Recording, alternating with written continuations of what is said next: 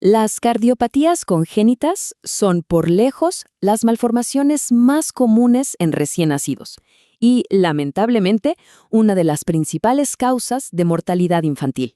Para el pediatra, esto no es solo un diagnóstico en un libro, no, es un verdadero rompecabezas clínico donde cada minuto, cada decisión cuenta.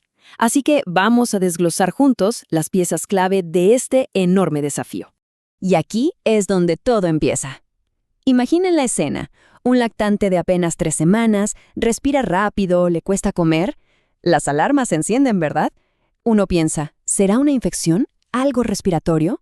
Bueno, esta pregunta es el punto de partida, porque muchas veces la respuesta se esconde en el corazón. Y este número, este 50%, nos dice por qué la sospecha debe ser tan alta y la acción tan rápida. La mitad de estos niños van a necesitar una intervención, ya sea una cirugía o un cateterismo, antes de cumplir su primer año. Y ojo, que esto no es un número frío, no es una estadística más. Es una realidad que exige nuestra máxima atención clínica desde el primer día. Bien, este va a ser nuestro mapa para resolver este rompecabezas. Primero, vamos a ver la magnitud del problema. Luego, construiremos nuestros esquemas mentales para clasificarlo. De ahí pasamos a leer los signos clínicos. Llegamos al punto de decisión crítico. Hablamos del cuidado a largo plazo y cerramos con esos puntos clave que se tienen que quedar grabados. Empecemos con la pieza central del rompecabezas. Las cardiopatías congénitas son los defectos de nacimiento más frecuentes, punto. Y en este escenario, la detección temprana no es solo un objetivo bonito, es literalmente el factor que cambia de forma radical el pronóstico en la calidad de vida de estos pacientes. A ver, frente a la enorme variedad de defectos cardíacos que existen, es muy fácil perderse. Por eso, antes de ponernos a buscar signos específicos, un buen detective clínico necesita un sistema, ¿no? Un marco de referencia para organizar las ideas. Y para no perdernos, tenemos básicamente dos grandes maneras de clasificar esto. La primera se basa en lo que vemos, en la presentación clínica del paciente. La segunda, en qué tan grave o compleja es la cardiopatía. Vamos a explorar las dos, porque juntas nos dan una visión súper completa y nos permiten actuar con mucha más precisión. Miren, este es nuestro primer gran filtro mental. Y la verdad, simplifica el panorama de una forma increíble. La primera división es fundamental. ¿Estamos ante un bebé rosado, o sea, acianótico, o un bebé azul, cianótico? Dentro de los rosaditos hay dos grupos. Los que tienen un cortocircuito de izquierda a derecha, piensen en una CIB, que básicamente inunda los pulmones de sangre, y los que tienen una obstrucción. Y en el lado de los azulitos, la pregunta clave es el flujo pulmonar. ¿Está disminuido como en la tetralogía de Fallot, o por el contrario está aumentado, como en la transposición de grandes arterias? Esta tabla, en serio, es nuestra primera brújula. Y ahora, a esa brújula que ya tenemos, vamos a sumarle, digamos, un medidor de urgencia.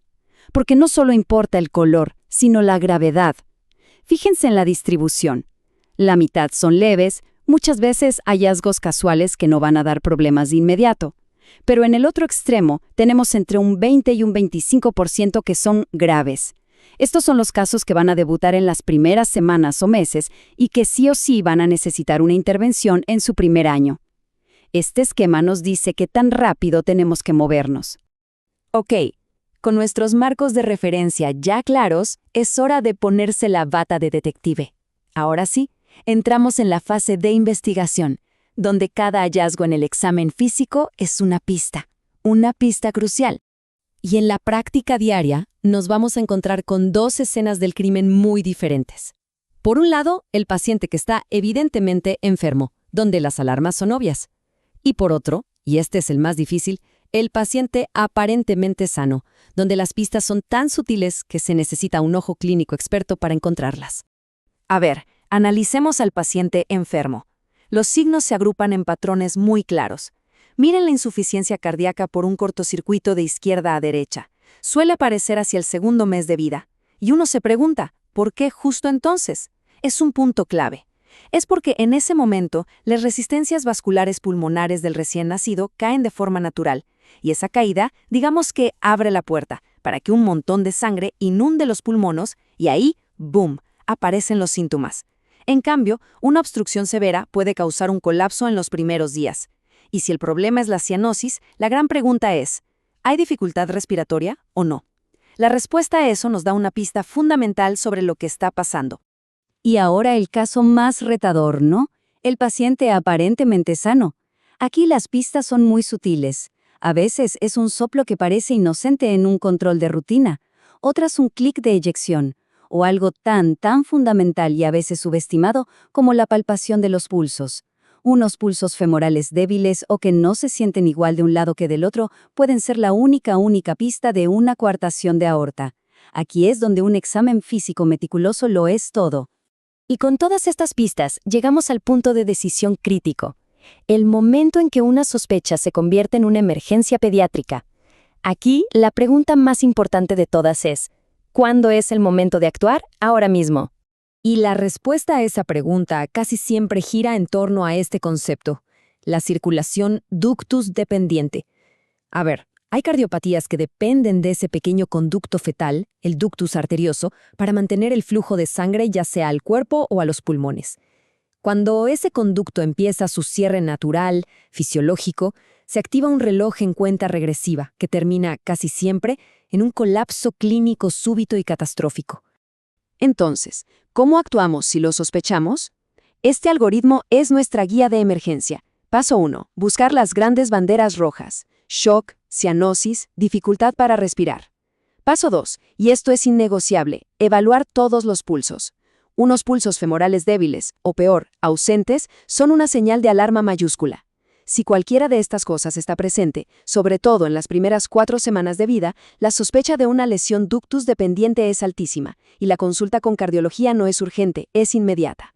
Y aquí va una de las perlas clínicas más importantes de todas.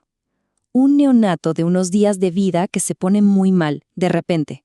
Lo primero que pensamos es sepsis, ¿cierto? Pero cuidado, una cardiopatía ductus dependiente es la gran imitadora. Puede replicar un cuadro séptico a la perfección. Por eso, el mensaje clave es este. Ante una sospecha de sepsis neonatal tardía, la cardiopatía ductus dependiente debe estar en el diagnóstico diferencial.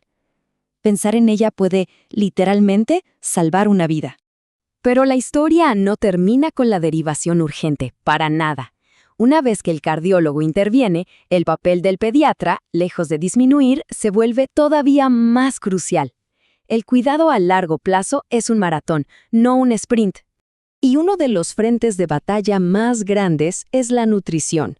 Porque un niño desnutrido va a enfrentar mucho peor una cirugía. ¿Por qué les cuesta tanto crecer? Esta gráfica lo muestra. Es una tormenta perfecta con 2 frentes.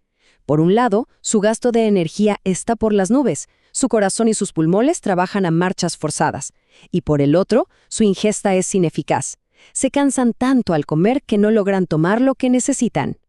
Entonces, ¿qué hacemos? Nuestra estrategia nutricional tiene que ser proactiva y muy inteligente. No se trata de forzar la cantidad, sino de optimizar la calidad. Hacemos que cada mililitro cuente aumentando la densidad calórica. Fraccionamos las tomas en porciones más pequeñas y frecuentes para que no se agoten. Y aquí, la colaboración es clave. El cardiólogo nos dice el límite de volumen que ese corazoncito puede manejar y el pediatra diseña la fórmula para entregar la máxima energía posible en ese volumen. El otro gran pilar del cuidado es la defensa. Prevenir las infecciones respiratorias es fundamental. Para estos niños, un simple resfriado no es simple, para nada. Puede ser el detonante de una descompensación cardíaca que los mande al hospital, y peor todavía, que retrase una cirugía que es vital. Por eso, el cumplimiento estricto de las vacunas y las medidas de prevención no son una sugerencia, son una parte central del tratamiento. Muy bien, ya armamos el rompecabezas. Ahora, vamos a destilar toda esta información en esas perlas clínicas y lecciones aprendidas que de verdad marcan la diferencia en la práctica diaria. Mucha atención a estas perlas. Primero, Los síntomas no aparecen porque sí, sino que siguen el guión de la fisiología, como el cierre del ductus o la caída de las resistencias pulmonares. Segundo, la nutrición no es un extra, es un pilar del tratamiento que define el pronóstico. Tercero, los pulsos, palparlos todos, siempre. Y cuarto, y esto es crucial, que no haya soplo no descarta una cardiopatía grave. Las lesiones más críticas pueden ser completamente silenciosas al principio. Y tan importante como saber qué hacer es saber qué errores no cometer. Estos son los más comunes. Primero, culpar a la sepsis de todo el deterioro neonatal y olvidarse de que el corazón es el gran imitador. Segundo, minimizar hallazgos sutiles como unos pulsos asimétricos solo porque el bebé se ve bien. Tercero, restringir la actividad física a niños con lesiones leves o ya corregidas sin una indicación cardiológica clara. Y por último, actuar tarde con la nutrición en lugar de hacerlo de forma proactiva.